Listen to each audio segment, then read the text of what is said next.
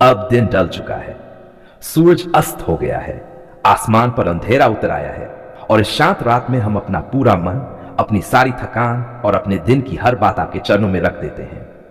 प्रभु, आज का दिन जैसा भी रहा हो, अच्छा या कठिन, सफल या संघर्ष से भरा, हम इसके लिए आपको धन्यवाद देते हैं, क्योंकि इस पूरे दिन आपकी उपस्थिति हमें घेरे रही। हमने कई बार महसूस नहीं किया, पर आज रात हम मानते हैं कि आप हर पल हमारे साथ थे। हे पिता परमेश्वर, अब जब हम विश्राम के लिए अपने बिस्तर की ओर बढ़ रहे हैं, तो सबसे पहले हम अपने मन को आपके हाथों में सौंपते हैं। दिन भर के विचार, लोगों की बातें, काम की चिंता, भविष्य का डर, इन सबको आप शांति में बदल दीजिए। प्रभु यीशु मसीह, आप शांति के राजा हैं। इस रात हमारे दिलों में अपनी शांति का राज स्थापित कीजिए। जो बेचैनी हमें चैन नहीं लेने देती, जो डर हमें सोने नहीं देता, जो यादें हमें परेशान करती हैं, उन्हें अपने प्रेम से ढक दीजिए। हे पवित्र आत्मा, अब हमारे कमरे में, हमारे घर में, हमारे मन और आत्मा में उतर आए। जैसे रात की ठंडी हवा दिन की गर्मी को शांत करती है, वैसे ही आपकी उपस्थिति हमारी थकान को मिटा दे। प्रभु, आज रात हम क्षमा मांगते हैं उन शब्दों के लिए जो हमने सोच समझ कर नहीं कहे, उन विचारों के लिए जो शुद्ध नहीं थे, उन कामों के लिए जो आपकी इच्छा के अनुसार नहीं थे। हमें क्षमा कीजिए और अपने लहू से शुद्ध कीजिए। हे दयालु पिता, हम अपने परिवार को इस रात आपके हाथों में सौंपते हैं। हमारे माता पिता, हमारे जीवन साथी, हमारे बच्चे, हमारे भाई बहन, हर एक पर आपकी स्वर, कोई बुरी शक्ति, कोई दुर्घटना, कोई बीमारी हमारे पास न आए। प्रभु, जो इस समय बीमार है, जो दर्द में है, जो अस्पताल में है, जो अकेलेपन से जूझ रहे हैं, उन सबको आज रात आपका स्पर्श मिले। उनकी तकलीफ कम हो, उनका मन मजबूत हो और उनकी नींद शांति से भरी हो। हे प्रभु, हम उन सबको भी आपके हाथों में सौंपते हैं जो आज हमारे साथ नहीं हैं, जो दूर हैं, जो यात्रा में हैं, जो काम के कारण बाहर हैं। आप उन्हें सुरक्षित रखें और सकुशल वापस लाएं। प्रभु, अब जब रात गहरी हो रही है, तो हमारे विचारों को भी शांत कीजिए। हर नकारात्मक सोच, हर डरावना ख्याल, हर अनजानी चिंता आपके नाम में अभी शांत हो जाए। हे पिता, आपका वचन कहता है कि आप हमें चैन की नींद देते हैं। आज हम उसी वचन पर भरोसा करते हैं। हम अपने आप को आपकी गोद में छोड़ते हैं। जैसे एक बच्चा अपनी मां की बाहों में निश्चिंत होकर सो जाता है, वैसे ही हम आप में विश्राम करते हैं। प्रभु यीशु, आज रात हमारे सपनों को भी आप अपने हाथों में रखें। कोई डरावना सपना, कोई बेचैनी, कोई घबराहट हमारी नींद को न तोड़े। हमारी नींद गहरी, मीठी और शांत हो। हे परमेश्वर, हम अपने आने वाले कल को भी आज ही आपके चरणों में रख देते हैं। हमें नहीं पता कल क्या होगा, पर हमें यह पता है कि आप हमारे साथ होंगे और यही हमारे लिए पर्याप्त है। प्रभु, जो लोग आज निराश हैं, जो हार मानने के करीब हैं, जो कह रहे हैं अब मुझसे नहीं होगा, आज रात आप उन्हें नई आशा से भर दीजिए। उन्हें याद दिलाए कि सुबह के साथ नई करुणा आती है। हे दयालु पिता, हम धन्यवाद देते हैं इस बिस्तर के लिए, इस छत के लिए, इस भोजन के लिए, इस जीवन के लिए। कई लोगों के पास आज ये भी नहीं है। हमें कृतज्ञ रहना सिखाए। प्रभु, यदि इस रात कोई अनदेखी लड़ाई हमारे विरुद्ध हो रही है, तो आप हमारे लिए लड़िए। यदि कोई बुरी शक्ति हमारे विरुद्ध योजना बना रही है, तो आप उसे निष्फल कर दीजिए। आप हमारी डाल है, आप हमारा गढ़ है। हे प्रभु, अब हम अपने शरीर को पूरी तरह ढीला छोड़ते हैं। हमारी सांसें शांत हों, हमारी मांसपेशियां आराम पाएं, हमारा मन स्थिर हो। हम किसी बात को पकड़कर नहीं, हम सब कुछ छोड़कर सोना चाहते हैं। प्रभु यीशु, यदि यह रात हमारी जिंदगी की आखिरी रात भी हो, तो भी हमें कोई डर नहीं, क्योंकि हम जानते हैं कि हम आपके हैं और आप हमारे हैं। यह विश्वास ही हमारी सबसे बड़ी शांति है। बहुत लोग उपवास के बाद सीधे भारी खाना खा लेते हैं, तेल, मसाले, मिठाई, तला हुआ भोजन, और फिर कहते हैं पेट खराब हो गया, कमजोरी लग रही है, चक्कर क्यों आ रहे हैं। सच यह है कि उपवास के बाद क्या खाना है, यह उतना ही महत्वपूर्ण है जितना उपवास करना। उपवास के बाद शरीर की स्थिति, जब हम उपवास करते हैं तो हमारा पाचन तंत्र धीमी गति से काम करने लगता है। पेट कुछ समय के लिए आराम की अवस्था में होता है। ऐसे में अचानक भारी भोजन शरीर को झटका दे सकता है। इसलिए उपवास के बाद हमें शरीर से लड़ना नहीं, शरीर को सुनना चाहिए। उपवास तोड़ने का पहला कदम, तरल पदार्थ। उपवास के बाद सबसे पहले कभी भी ठोस भोजन से शुरुआत न करें। सबसे पहले क्या लें? गुनगुना पानी, नींबू मिला हल्का पानी, नारियल पानी, पतली छाछ, हल्का सूप सब्जियों का। यह शरीर को धीरे धीरे जगाता है, पेट को तैयार करता है और अंदर की सफाई करता है। ध्यान रखें, बहुत ठंडा पानी या मीठा शरबत उपवास के तुरंत बाद न लें। दूसरा चरण, हल्का फल या आसानी से पचने वाला भोजन। जब तरल लेने के 25-30 मिनट बाद शरीर सहज महसूस करे, तब आप हल्का भोजन ले सकते हैं। सबसे अच्छे विकल्प केला, पपीता, सेब, छोटे टुकड़ों में उबली हुई सब्जियां, दलिया, खिचड़ी, ओट्स, सादी दही, थोड़ी मात्रा में ये चीजें पेट पर बोझ नहीं डालती और ऊर्जा भी देती हैं। उपवास के बाद क्या खाना सबसे सुरक्षित है? अगर आप भारतीय भोजन लेते हैं तो खिचड़ी उपवास के बाद सबसे उत्तम भोजन है। खिचड़ी क्यों? आसानी से पचती है, पेट को आराम देती है, शरीर को ताकत देती है, गैस, जलन, अपच नहीं करती। अगर खिचड़ी न हो तो सादा चावल, दाल या रोटी, सब्जी बहुत हल्की मात्रा में लें। उपवास के बाद क्या नहीं खाना चाहिए, यह सबसे जरूरी बात है। तुरंत तला हुआ भोजन, बहुत ज्यादा मसाले, फास्ट फूड, बहुत मीठी चीजें, ठंडे पेय, बहुत ज्यादा चाय या कॉफी, ये चीजें पेट को नुकसान पहुंचा सकती हैं और उपवास का लाभ भी कम कर देती हैं।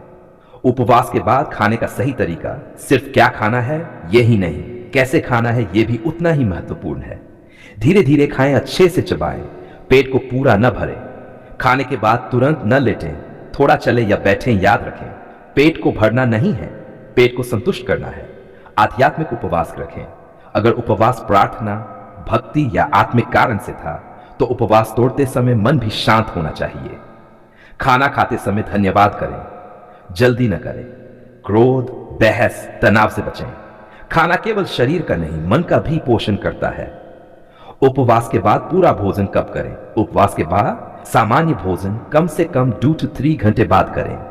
तब तक शरीर फिर से पाचन के लिए तैयार हो जाता है। विशेष स्थिति में सलाह, अगर आप डायबिटिक है, अगर ब्लड प्रेशर है, अगर कमजोरी ज्यादा लगती है, अगर लंबा उपवास किया है तो उपवास तोड़ने में और भी ज्यादा सावधानी रखें और डॉक्टर या अनुभवी व्यक्ति से सलाह लेना बेहतर होता है। एक सच्ची बात, उपवास का उद्देश्य शरीर को सजा देना नहीं, शरीर को शुद्ध करना है। अगर उपवास के बाद गलत भोजन लिया जाए तो लाभ की जगह नुकसान भी हो सकता है। इसलिए उपवास के बाद खाना एक रस्म नहीं, एक जिम्मेदारी है। निष्कर्ष, दिल से के बाद, उपवास के बाद हमें वही खाना चाहिए जो शरीर को आराम दे, जो मन को शांति दे और जो हमें फिर से संतुलन में ले आए। कम खाएं, सही खाएं और धन्यवाद के साथ खाएं। यही उपवास की सबसे सुंदर पूर्णता है। आज हम फिर से आपके सामने हैं, हाथ फैलाकर मांगने नहीं, आंसुओं से शिकायत करने नहीं, बल्कि झुके हुए सिर और भरे हुए हृदय के साथ धन्यवाद कहने आए हैं। धन्यवाद प्रभु, क्योंकि जब हमारी आवाज कांप रही थी, जब शब्द साथ नहीं दे रहे थे, जब हमारी प्रार्थना सिर्फ सिसकी बनकर रह गई थी, तब भी आपने हमारी पुकार सुन ली। हे हमारे जीवित परमेश्वर, कई बार हमने ऊंची आवाज में पुकारा, कई बार आधी रात को चुपचाप रोकर आपको याद किया और कई बार तो हम सिर्फ दिल में ही कहते रह गए, प्रभु अब बस आप ही हैं। आज पूरे विश्वास से कहते हैं, धन्यवाद प्रभु, आपने हमारी पुकार सुन ली है। प्रभु, हम मानते हैं कि हर समस्या तुरंत खत्म नहीं हुई, हर परिस्थिति अचानक बदल नहीं गई, पर हमारे भीतर जो डर था, जो घबराहट थी, जो असहायता थी, वह धीरे धीरे कम होने लगी और यह बदलाव आपके सुनने का प्रमाण है। धन्यवाद प्रभु, क्योंकि आपने हमें अकेला नहीं छोड़ा। जब हमारे अपने भी हमारी बात नहीं समझ पाए, जब हम खुद से ही थक गए थे, तब आपकी उपस्थिति हमारे पास बनी रही। हे पिता परमेश्वर, हम धन्यवाद देते हैं हर उस बार के लिए जब आपने हमें टूटने से बचाया। हम शायद बाहर से मुस्कुराते रहे, पर आप जानते हैं कि अंदर कितनी लड़ाइयां चल रही थी और हर लड़ाई में आप हमारे साथ खड़े रहे। धन्यवाद प्रभु, उन दिनों के लिए जब हमारे पास जवाब नहीं थे पर विश्वास था, उन रातों के लिए जब नींद नहीं थी पर आपकी शांति थी, उन आंसुओं के लिए जो बहते रहे पर व्यर्थ नहीं गए। प्रभु, कई बार हमने सोचा कि आप चुप हैं, कई बार हमें लगा कि हमारी प्रार्थनाएं कहीं खो गई हैं, पर आज हम समझते हैं आप कभी चुप नहीं थे, आप बस हमें मजबूत बना रहे थे। धन्यवाद प्रभु, उस सुरक्षा के लिए जिसे हमने देखा नहीं पर जिसने हमें हर दिन घेरे रखा। कितनी बार खतरे पास आए, कितनी बार बुराई ने दस्तक दी, पर आपने हमें बचा लिया। हे प्रभु यीशु मसीह, हम धन्यवाद देते हैं आपके क्रूस के लिए, क्योंकि वहीं हमारी हर पुकार का उत्तर छिपा था। आपने पहले ही हमारे दुखों को उठा लिया, हमारी पीड़ा को सह लिया और हमें आशा दे दी। धन्यवाद प्रभु हमारे परिवार के लिए, उनके लिए जो आज हमारे साथ हैं और उनके लिए भी जो हमसे दूर हैं। हम उन्हें भी आपके हाथों में सौंपते हैं और धन्यवाद देते हैं कि आप सबका ध्यान रखते हैं। प्रभु, जो बीमार थे और आज बेहद धन्यवाद, जो कमजोर थे और आज संभल रहे हैं, धन्यवाद, जो टूट चुके थे और आज फिर से उम्मीद करना सीख रहे हैं, धन्यवाद। हे दयालु पिता, हम धन्यवाद देते हैं उन दरवाजों के लिए जो बंद हुए, क्योंकि आज हमें समझ आता है कि वही दरवाजे हमें गलत रास्ते पर जाने से बचा रहे थे। धन्यवाद प्रभु उन आंसुओं के लिए जिन्होंने हमें नंबर बनाना सिखाया, उन प्रतीक्षाओं के लिए जिन्होंने हमें धैर्य सिखाया, और उन उत्तरों के लिए जिन्होंने हमें आप पर और भरोसा करना सिखाया। प्रभु, हम धन्यवाद देते हैं हर छोटी आशीष के लिए, हर सुबह के लिए, हर सांस के लिए, व हर रोटी के टुकड़े के लिए, हर छत के लिए जो हमारे सिर पर है।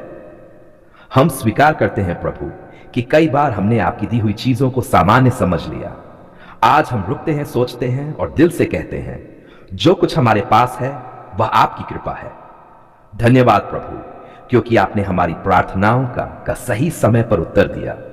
हो सकता है वह हमारी इच्छा के अनुसार न हो, पर वह हमारे भले के लिए था। हे परमेश्वर, आज हम भविष्य के लिए भी आपका धन्यवाद करते हैं, उन आशीषों के लिए जो अभी दिखाई नहीं दे रही, पर हम विश्वास करते हैं कि वे रास्ते में हैं। प्रभु, हम नहीं जानते कल क्या होगा, पर हम जानते हैं कि आपने आज हमारी पुकार सुन ली है, और जो प्रभु आज सुनता है वह कल भी साथ चलता है। हे पिता, हम चाहते हैं कि हमारी जिंदगी एक जीवित धन्यवाद बन जाए, हमारे शब्दों से, हमारे कामों से, हमारे व्यवहार से लोग देखें कि हमारा परमेश्वर सुनने वाला परमेश्वर है। धन्यवाद प्रभु, इस प्रार्थना के अंत में भी हम यही दोहराते हैं, आप अच्छे हैं, आप विश्वास योग्य है, और आपने हमारी पुकार सुन ली है। अब हम डर के साथ नहीं बल्कि विश्वास के साथ आगे बढ़ते हैं। अब हम शिकायत नहीं, गवाही लेकर चलते हैं। धन्यवाद प्रभु, धन्यवाद हर परिस्थिति में, धन्यवाद हर समय।